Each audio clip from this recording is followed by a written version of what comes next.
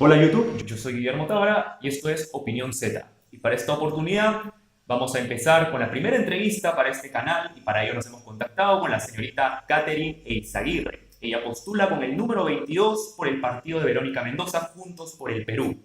Hola Catherine, muchas gracias por acceder a la entrevista. ¿Cómo estás? ¿Qué tal, Guillermo? Un gusto para mí poder compartir el día de hoy contigo y con los que te siguen. Muchas gracias Catherine.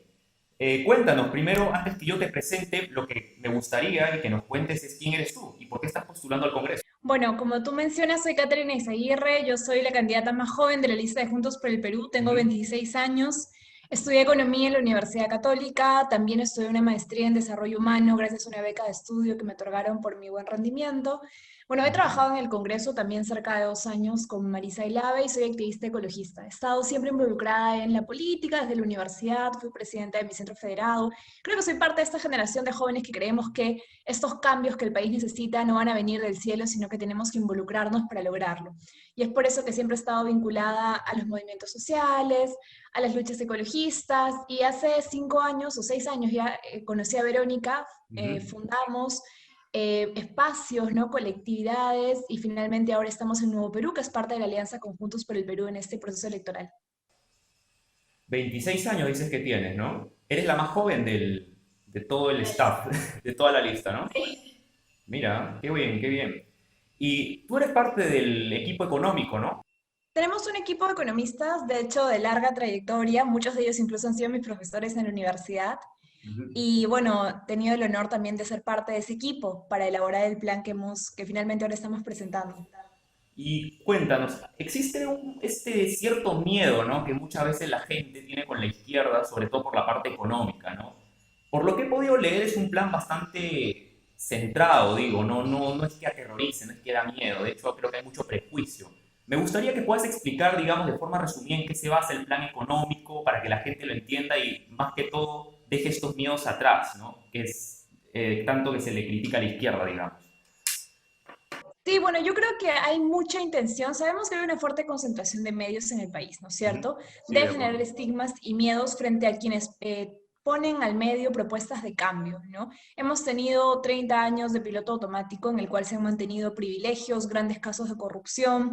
Hemos visto que todos los presidentes que hemos tenido, lamentablemente en nuestra historia, han estado involucrados, hasta el último, ¿no? El señor Martín Vizcarra, en casos de Ujú. corrupción. Y frente a eso, estos grupos políticos, estos partidos tradicionales intentan generar estigmas frente, como mencionaba anteriormente, hacia quienes quieren cambiar esta situación. En relación a nuestra propuesta económica, te mencionaba que Sí, sí. un conjunto de economistas de todas las universidades del mundo han saludado el plan de Juntos por el Perú en relación a lo económico. De hecho, incluso a pesar de que no siempre coincidimos con el Fondo Monetario Internacional, en este contexto la propuesta de Juntos por el Perú va muy de la mano porque finalmente vivimos un contexto de crisis, ¿no? Y en un contexto así se requiere que el Estado asuma un rol activo para evitar abusos, para evitar desigualdades, y nuestra propuesta en relación a lo económico lo que busca es salir del piloto automático que hemos tenido, de estos 30 años de crecimiento económico que no han generado bienestar, que no han generado que el Estado invierta en salud, educación pública de calidad, sino más bien pues lo único que han hecho es que esta riqueza se genere y se quede en pocas manos, ¿no es cierto?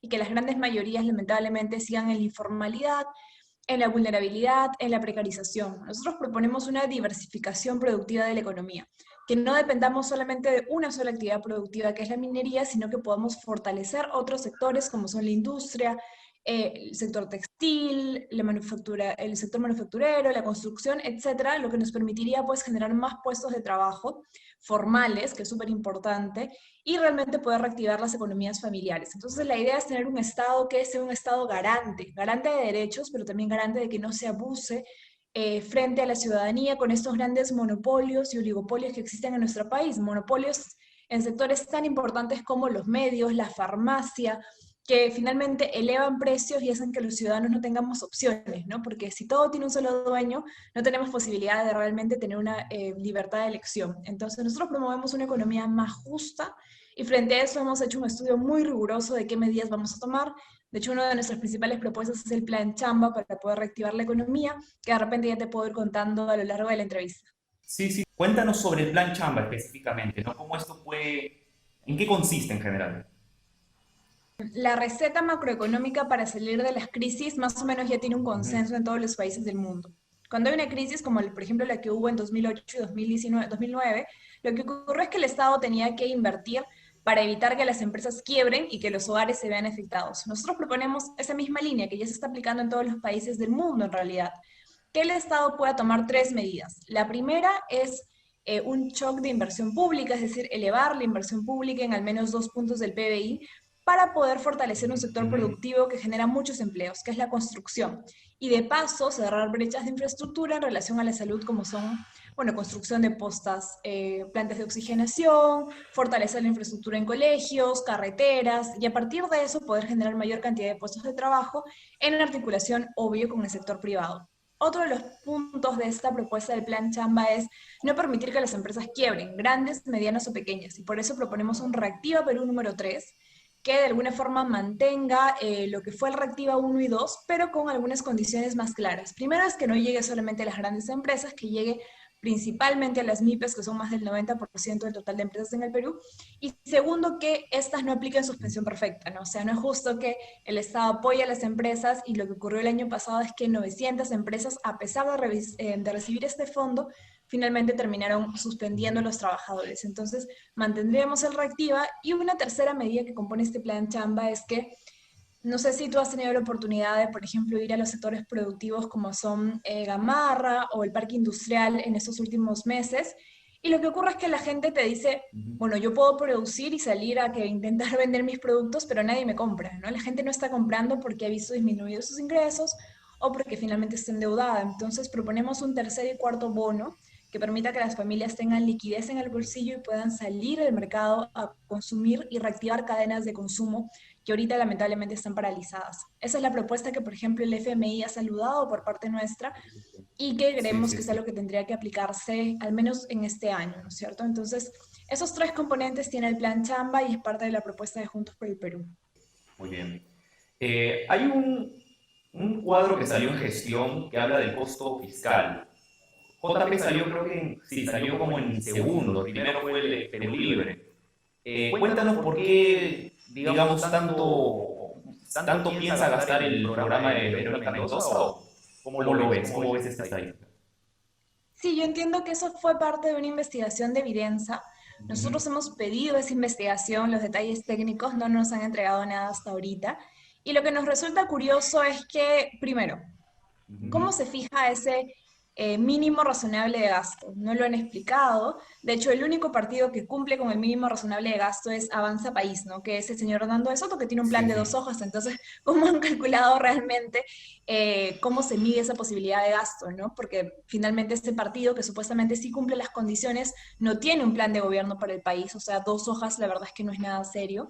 Y finalmente tampoco entendemos cómo han hecho el cálculo en relación a lo que nosotros proponemos. Por ejemplo, yo estoy hablando ahorita con mucha claridad de lo que el plan CHAM implica, 15.000 Ujú. millones de soles por un lado, otros 15.000 millones de soles por el otro, todos pues no suman más de 60.000 millones de soles, ellos ponen una cifra muy distinta, pero sí hay que mencionar que nosotros de nuestra parte hemos sido muy rigurosos de entender e identificar cuánto cuesta lo que estamos proponiendo y también saber si es que tenemos los recursos para hacerlo. Y de hecho esta discusión va más allá de Juntos por el Perú. Muchos economistas peruanos y también muchos organismos multilaterales saludan que el Perú tiene dos componentes principales para poder tener una política fiscal expansiva, que es lo que proponemos.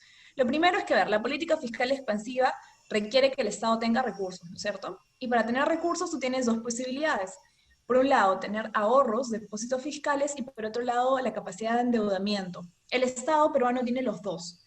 Aún a pesar de la pandemia, seguimos siendo de los países de América Latina que menor tasa de endeudamiento tiene, pero nosotros no promovemos un endeudamiento, lo que promovemos es que tenemos ahorros fiscales bastante extensos, de hecho, una de las espaldas fiscales más grandes de América Latina, Y y una de las frente a mejores, eso, sí. exactamente. Y frente a eso, creo que en un contexto de crisis no podemos permitir que la gente se siga muriendo y que el Estado diga, bueno, me siento orgulloso de mis ahorros y se van a quedar ahí, ¿no? O sea, no decimos que nos hacemos todos los ahorros, evidentemente, pero sí que un Ujú. componente pueda ir hacia una política más justa, ¿no? Y también en relación a los recursos directamente recaudados, es decir, los impuestos, sí creemos que tenemos que cobrar de forma adecuada y no elevar los impuestos, impuesto a la renta ni el IGB en absoluto, Ujú.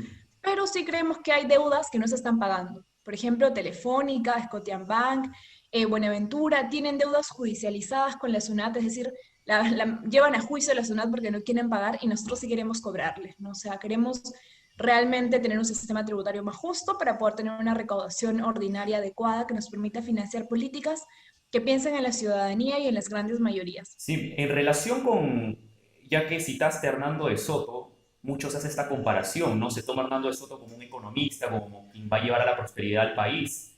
Él toma mucho la tesis de la informalidad, por ejemplo, ¿no? Y habla que la informalidad se tiene que trasladar a una formalidad. De hecho, sus obras se basan en ese eje, ¿no? De la importancia de lo que significa tener un capital con vida, lo que él llama, ¿no? Cuando existe la formalidad. Juntos por el Perú, ¿qué va a hacer con la informalidad? ¿Cuál es el plan con respecto a ello? Sí, bueno, de hecho la propuesta de Hernando de Soto, yo estudié una maestría en desarrollo, ¿no? Si bien yo la Ujú. estudié en el Perú, he sido parte de un programa internacional que es el programa Trandes y cualquier persona que haya estudiado teorías del desarrollo en el mundo va a saber y bueno, va a ser sincero en mencionar que se estudia a Hernando de Soto como una teoría fallida, ¿no? Como un intento de pensar que se puede solucionar algo tan estructural como la informalidad solamente a partir de títulos de propiedad. Y eso evidentemente es insuficiente porque la informalidad es una consecuencia de una estructura productiva que no es capaz de generar empleos. Y estamos hablando pues de que muchos países como el nuestro, sobre todo países ricos, ¿no es cierto?, con muchos recursos naturales, se llama a veces ese término la maldición de los recursos naturales, aunque no es tanto un tema predeterminado, sino son las instituciones. Ujú. Este tipo de países lamentablemente depende tanto de esa actividad extractiva que solamente saca el recurso de la tierra y lo exporta sin generarle valor agregado, no se industrializa, no es un productor de las cosas que finalmente la gente utiliza en el día a día.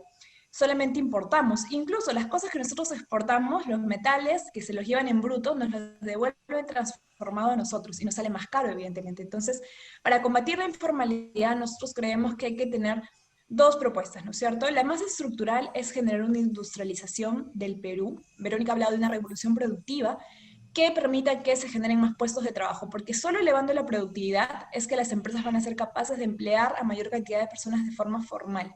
Para eso, a las medianas empresas, por ejemplo, tenemos que apoyarlas con transferencias tecnológicas, con capacitaciones, acceso a maquinarias, para que dejen de ser medianas y se conviertan en grandes empresas y produzcan a gran escala, se hagan competitivas e incluso puedan exportar. En relación a las MIPs es lo mismo, ¿no es cierto? Que puedan crecer hasta consolidarse en medianas empresas. Nosotros estamos hablando de fortalecer el PRODUCE, el Ministerio de Producción, que juegue un rol importante para que las empresas puedan consolidarse y por otro lado un Ministerio de Ciencia y Tecnología que ponga nuestras mentes más brillantes también de cara a poder fortalecer el desarrollo tecnológico en nuestro país. Y por otro lado, creemos que en relación a ese 70% de informalidad, como menciono, hay personas que si están en la informalidad no es porque quieran tener un empleo informal, porque les dé la gana, sino porque están subsistiendo. O sea, son emprendimientos de subsistencia. O sea, Ujú. mi vecina que hace quequitos porque ahorita está sin chamba, no quiere ser una empresaria de los quequitos, quiere trabajar en su profesión, ¿no? Sí, sí. Pero no encuentra un empleo. Entonces, tenemos que entender a la informalidad con todos sus matices y complejidades, ¿no? Y nuestra apuesta es caminar hacia una revolución productiva que nos permita hacer crecer a nuestras empresas.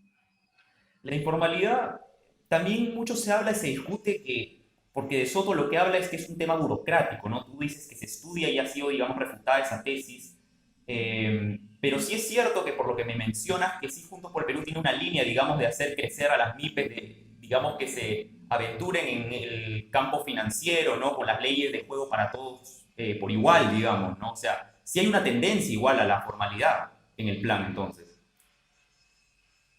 Claro que sí, o sea, como te menciono, por un lado está el emprendimiento de Ujú. subsistencia, que hay que buscar que estas personas se empleen de forma adecuada en el sector productivo formal. Y por otro lado están estas empresas que, como mencionas, tienen muchas dificultades para poder consolidarse. Y pasa también por el tema del crédito, ¿no? O sea, esas empresas se ven obligadas, MIPES sobre todo, a buscar crédito en en los grandes bancos, que evidentemente les ponen tasas altísimas, ¿no? Entonces, realmente no pueden crecer, no pueden consolidar un capital de esa forma. Nosotros proponemos una banca de fomento del desarrollo que les otorgue crédito barato de forma efectiva y que les permite evidentemente capitalizarse y crecer. Sí, era solamente para tener en claro esa línea, muy, muy interesante, ¿no? Hay una propuesta también que me llamó la atención que tiene que ver con, no, parece como que, digamos, quitarle una cierta autonomía al BCR con las tasas de intereses. Cuéntanos, ¿es así? No, a ver, bueno, mencionar que nuestro plan ha sido elaborado por también Oscar Dancourt, ¿no es cierto? Él fue presidente del Banco Central de Reserva, tuvo una gestión bastante exitosa, saludada a nivel internacional también, y de hecho él fue parte del equipo al inicio de los 2000. Si uno ve cuándo empieza la estabilidad macrofiscal en el Perú, inicia en los 2000. Y Oscar fue parte del equipo que consolidó esas bases y esos cimientos que hoy día nos han traído una estabilidad macrofiscal muy importante.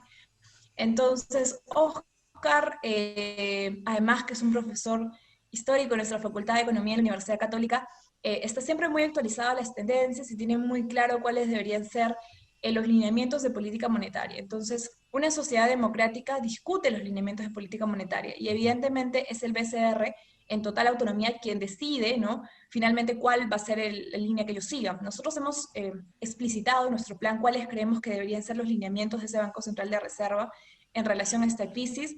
De hecho, cómo se eligen a los directores y al presidente, es bueno también mencionarlo. Cada Sí. 5 años, cuando un presidente nuevo ingresa, elige 3 directores y una propuesta de presidente. El Congreso elige otros 3 directores y finalmente se discute entre el Ejecutivo y el Congreso la ratificación de este presidente. En este caso, el señor Velarde, él fue ratificado por más de un presidente y ya va 15 años en su gestión, ¿no es cierto? Ha hecho una muy buena función, nosotros saludamos las funciones que él ha llevado, manteniendo los lineamientos tal cual los dejó Oscar Dancourt, pero creemos que en este contexto más bien hay que seguir las buenas políticas que ellos han aplicado.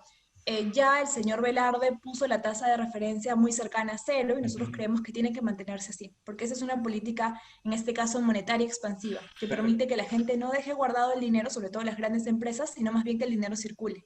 Pero en todo caso sí ratifican que sí se le va a dejar la autonomía al BCR en todo caso, ¿no? En absoluto, Ok. claro que sí. De hecho, de nuestra parte respetamos muchísimo y es parte del plan de gobierno respetar la autonomía del Banco Central de Reserva. Sí, sí, sí. Hay una propuesta económica que me llamó mucho la atención, la cual dice crear el sistema de cuidados SPC que promueva la igualdad social de género desde una mirada de economía feminista. Cuéntanos, ¿a qué se refiere esta medida?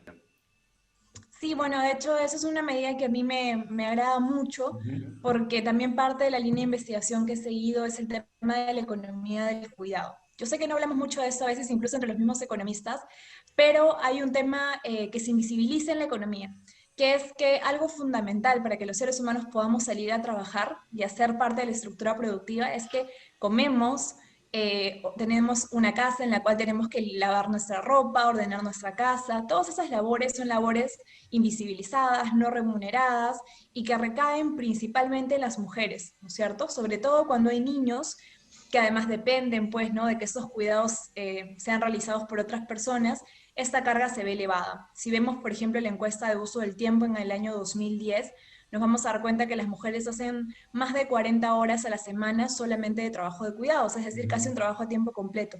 Y a la par de eso salen al sector formal a trabajar o, bueno, o salen a buscar puestos de trabajo remunerados. Entonces, las mujeres tenemos una doble carga y prácticamente asumimos solas las labores de cuidados. Y frente a ello, nosotros proponemos un sistema nacional de cuidados que de alguna forma permite equilibrar esta carga, como, por ejemplo, generando mayor cantidad de guarderías, de cunas, para que las mujeres, por ejemplo, que tienen niños pequeños, puedan ir a trabajar con la tranquilidad de saber que sus niños se van a quedar ahí siendo cuidados, ¿no es cierto? Tanto en el sector público como en el sector privado. Esa es una dimensión de la economía de la cual no hablamos, pero que Ujú. genera muchísimas desigualdades hacia las mujeres, porque por esta carga de cuidados las mujeres muchas veces tienen que buscar un trabajo a tiempo parcial, un trabajo más flexible y lamentablemente, o simplemente dejan de trabajar por unos años y, por ejemplo, ya no contribuyen a su fondo de pensiones, les genera muchísima desprotección tener que asumir ellas solas este tipo de labores. Y por eso proponemos un sistema nacional de cuidados que ya existe en otros países de América Latina, como por ejemplo Uruguay.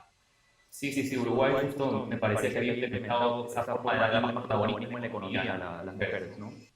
Según la página del Congreso, en la parte de investigación y documentación parlamentaria, lo que he encontrado es que, por lo menos, claro, hasta el 2020, donde más se invierte el gasto público es en educación y en salud.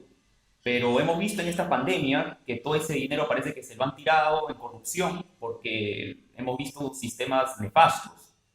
Mi pregunta es en cuanto a la corrupción, ¿no? Porque está claro que nosotros pagamos impuestos y esperamos que el Estado trabaje a favor de la gente, en representación de la gente. ¿Cómo un ciudadano que paga sus impuestos puede recibir esa garantía por parte de un eventual gobierno de Verónica Mendoza de que la plata no se la van a tirar o de que se va a reducir la corrupción en todo caso? Claro, mencionar, por ejemplo, que hemos perdido en 2019 23.000 millones de soles solo en corrupción. Eso es algo lamentable y frente a eso nosotros creemos que hay que ser firmes en combatirla, primero poniendo muerte civil a los corruptos. Es decir, las personas que han estado ligadas a casos de corrupción no pueden seguir en la política, no pueden tener cargos públicos, no pueden ni siquiera contratar con el Estado. Un segundo punto es que hay que fortalecer la Contraloría, ¿no es cierto? Porque lamentablemente, si es que no tenemos una Contraloría que esté aún más fortalecida, no vamos a poder vigilar de forma efectiva los casos de corrupción que puedan existir. Nosotros creemos que tenemos que erradicar la corrupción de fondo, ¿no es cierto? Y por otro lado, también hay que evitar esos incentivos que se generan para que personas que están escapando de la justicia puedan intentar ser parte de las instituciones. Por ejemplo, ocurre con la inmunidad parlamentaria, ¿no es cierto? Que ya se intentó eliminar en este Congreso, pero que hay que ratificar con más fuerza, ¿no es cierto? Mucha gente, como incluso el mismo señor Vizcarra, para evitar juicios, postula al Congreso y tiene inmunidad por 5 años, ¿no? Y se salva de su juicio. No podemos permitir eso y cualquier persona que tenga un caso de corrupción abierto no debería poder postular. Y finalmente, sí nos parece importante también en esa línea, hay temas estructurales que permiten la corrupción. Por ejemplo, los principales casos de corrupción que hemos visto en los últimos años han tenido que ver con obras de construcción de gran escala que se hacen a partir de APPs, es decir, asociaciones público-privadas. Y revisando la ley de APPs, lo que uno puede encontrar es que la posibilidad de adenda, de modificar el contrato, es una posibilidad que no tiene límites. Es decir, yo puedo acordar contigo, yo soy el Estado y tú eres una constructora, que la obra va a costar 100 soles. Y luego tú me dices, después de unos años, no, Katy, no, me va a costar 200. ¿Aceptas? Y por solo mi firma, estaríamos aceptando que esa obra se duplique. Y por solo mi firma, luego me puedes decir que va a costar 300 soles. Tenemos que poner un límite a las adendas en relación a la construcción para evitar que finalmente estas modificaciones contractuales lleven a la corrupción. En otros países de América Latina hay límites en relación a las modificaciones de contratos y aquí no. Eso es algo que no podemos permitir porque es la puerta abierta finalmente a que tengamos casos de corrupción en relación a la construcción. Eso y una supervisión constante por parte de la ciudadanía. Yo sí Sí, creo, sí, por ejemplo, que eso es. deberíamos poder permitir que los congresistas en la mitad de su periodo puedan volver a urnas y ser ratificados. Eso es en el marco también de una reforma política, ¿no? Como ocurre en Estados Unidos, que a la mitad de tu periodo tú vuelves a urnas y finalmente la gente decide que tú te mantengas o que se elija una persona nueva, ¿no es cierto? ¿Han pensado en algún sistema específico de tipo de rendición de cuentas, ¿no? Donde la prensa, los ciudadanos puedan estar constantemente fiscalizando por dónde se mueve el dinero del Estado? Bueno, eso existe, ¿no? O sea, tenemos consulta amigable que te permite revisar de forma diaria cómo va el nivel de ejecución del gasto de cada entidad y de hecho es bastante desagregado, pero también recordar que una parte de nuestro plan, y también, bueno, de hecho yo como candidata al Congreso sí creo que es importantísimo que todos los funcionarios públicos estén dispuestos a que la unidad de la UIF pueda revisar constantemente sus estados de cuentas, porque solamente de esa manera vamos a poder monitorear constantemente cuáles son los ingresos que tienen los funcionarios públicos, que deberían ser principalmente ingresos, pues, por su labor y no deberían tener otro tipo de ingresos extra, ¿no es cierto? Entonces deberían permitir que el secreto bancario esté dispuesto a ser levantado por la UIF de forma constante. Otra propuesta económica dice que van a revisar los tratados de libre comercio con el objetivo de defender nuestra soberanía e independencia económica y promover una economía diversificada. ¿Esto no crees que pueda generar algún tipo de, o sea, estas renegociaciones, digámoslo, de estos tratados crees que pueda generar algún tipo de incertidumbre por parte para las inversiones? No, en absoluto. De hecho, o sea, nosotros nos mantenemos en la necesidad de estar articulados al comercio global con el resto de países del mundo, pero sí creemos que tenemos que estar también atentos a posibles competencias desleales que puedan ocurrir hacia los Bloqueos, productores ¿no? peruanos. Sanciones. No, más que sanciones, por ejemplo, hay un caso muy específico con Gamarra, que para nosotros es muy sensible, porque sabemos que nos hemos sentido por mucho tiempo orgullosos de la producción de Gamarra, de los polos de algodón Pima, Y lo que hemos permitido en estos últimos años es la competencia desleal, permitir importaciones a precios dumping, es decir, a precios no competitivos, a precios injustos, que han hecho que, por ejemplo, en 2019, del total de importaciones, o sea, del total de producción local, la Sí, sí. importación de producción textil haya sido más veces, 5 veces más grande de lo que finalmente se produjo, ¿no? Entonces, lo que estamos haciendo es desproteger a nuestros productores locales y más bien lo que tenemos que hacer es estar en la línea con lo que la OMC, que es el organismo, ¿no?, internacional de comercio, nos pueda dirigir o nos pueda dar lineamiento en relación a proteger a nuestros productores locales. Esa es la apuesta, ¿no? O sea, que nosotros también no permitamos competencias desleales. Sí, sí, sí, sí, de acuerdo, ¿no? Algo importante es que creo que en el Perú, creo que lo decías también en una entrevista anteriormente, no existe esto de la libre mercado en el sentido de que todos pueden competir, ¿no? Porque existen los monopolios, oligopolios que obstruyen la competencia, ¿no? Juntos por el Perú está apostando por una fuerte regularización en ese sentido para que se genere mayor competencia, ¿no? No solo regular, sino también promover la competencia, ¿no? Permitir Ujú. que esa mediana empresa, el mejor ejemplo creo que es el de las farmacias, ¿no es cierto? Tenemos ahí un monopolio, prácticamente más del 80% del total de cadenas de farmacias tienen un solo dueño, y tenemos medianas farmacias, las boticas chiquititas que se ven imposibilitadas de competir con estas Ah, grandes claro, farmacias. claro, claro. Nosotros proponemos apoyar estas medianas empresas, en este caso farmacéuticas, para que puedan crecer y competir con estas grandes empresas y así dinamizar la economía y hacerla finalmente más competitiva. Pero sí queremos estar muy atentos a los abusos que estos monopolios y oligopolios puedan realizar hacia los consumidores, sobre todo en sectores tan delicados como son la salud, en el caso de las farmacias, la alimentación, en el caso de Gloria, por ejemplo, que tiene 50% del total del mercado de lácteos. Entonces, todos estos puntos que más bien afectan el bolsillo de la gente, nosotros los queremos cuidar. Quería hacerte una pregunta justamente con respecto a los monopolios, ¿no? Que no solamente, digamos, que a veces someten a países, como en el Perú en todo caso, sino también internacionalmente a otros gobiernos. ¿Cómo han medido este tipo, esta percepción de la geopolítica que tanto problema le hace a la izquierda, ¿no? Cada vez que tiene un gobierno por delante que busca con sanciones económicas ahogar la economía. ¿Han pensado en alguna estrategia, algún cambio? ¿Cuál es la visión con respecto a ello? Bueno, de hecho, las propuestas que estamos llevando van en la misma línea que las que se están aplicando en muchos países, tanto de Europa como de América Latina. Y la verdad es que no creemos que existan ese tipo de tratamientos, porque finalmente nosotros estamos dispuestos a seguir siendo parte del comercio mundial, de seguir siendo parte de la economía globalizada. Lo único que queremos es no permitir ese nivel de desregulación terrible que existe en la economía peruana, que permite muchísimos grandes abusos, ¿no es cierto? Entonces, vamos en esa línea y finalmente tenemos una política monetaria fuerte que nos va a permitir mantener el tipo de cambio en precio adecuado, ¿no es cierto?, a través de la política que ya aplica ahorita el BCR, controlar la inflación a través de metas de inflación, que son las cosas que ya hace el BCR ahorita también, Sí, sí. que son los lineamientos que, bueno, Oscar Dancourt dejó cuando estuvo en el Banco Central de Reserva. Sí, sí, sí.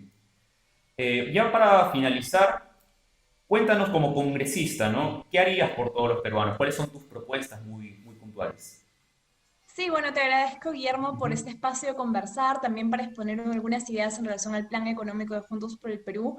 Bueno, como han podido escuchar, yo soy economista, también soy activista ecologista y parte de las propuestas que estoy llevando al Congreso tienen que ver con estas dos dimensiones. Me parece súper importante trabajar de forma ardua en la Comisión de Ambiente y Pueblos Indígenas para realmente tener una ley que nos articule en relación a la crisis climática. Yo quiero promover una ley de financiamiento climático que otorgue, que genere un ente rector entre el Estado, la comunidad científica, los activistas ecologistas para identificar cuáles son los principales estragos de la crisis climática y otorgar un financiamiento adecuado en relación a ello. También caminar hacia una ley que nos permita un ordenamiento territorial de forma adecuada, un cambio de matriz energética para caminar hacia energías renovables. Por otro lado, creo que hay que legislar para defender a los jóvenes como yo, como tú, que lamentablemente no tenemos oportunidades en este contexto, permitir una reforma universitaria 2.0 que cuide a los estudiantes, como no está ocurriendo ahorita, por ejemplo, de universidades denegadas.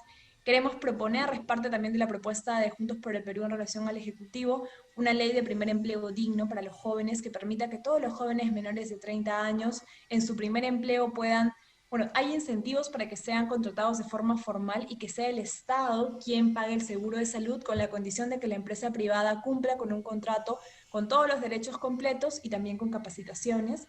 Y finalmente también yo ya he trabajado en la Comisión de Economía en el Congreso y quiero seguir trabajando desde ese espacio para fomentar una gran reforma tributaria que nos permita cobrar lo justo en la economía peruana y también una reforma del sistema de pensiones para cambiar ese problema tan estructural que ya tiene que ver con un diálogo intergeneracional, ¿no es cierto? Entonces, de mi parte es legislar para no permitir que las grandes empresas sigan abusando de los bolsillos de los peruanos, para frenar la crisis climática de forma conjunta y para permitir que los jóvenes podamos tener acceso a educación de calidad y también un empleo digno. Muy bien, muchas gracias, Catherine, por la entrevista, por las propuestas, por tu tiempo. Muchas gracias y esperemos en verdad que te vaya muy bien. Eres el número 22 de Juntos por el Perú, ¿verdad? Para número 22 al Congreso. Muy bien, muchas gracias, Catherine. Un saludo desde aquí, te deseamos lo Muchas mejor. gracias a ti. Hasta luego, Gracias. muchísimas gracias. Hasta luego. Y esta fue la entrevista con Catherine Izaguirre de Juntos por el Perú. Si les ha gustado esta entrevista, por favor denle un like, compartan el video para llegar a muchas más personas y conocer más sobre la propuesta económica de Juntos por el Perú. Y déjame tu comentario, qué es lo que opinas de la entrevista, ¿estás de acuerdo, no, con las medidas que propone el plan económico de JP? Y lo más importante, suscríbete al canal y activa la campanita para que te lleguen las notificaciones cada vez de que subamos un nuevo video. Esto sería todo, muchas gracias, suscríbanse y nos estamos viendo en un próximo video. Chau, chau.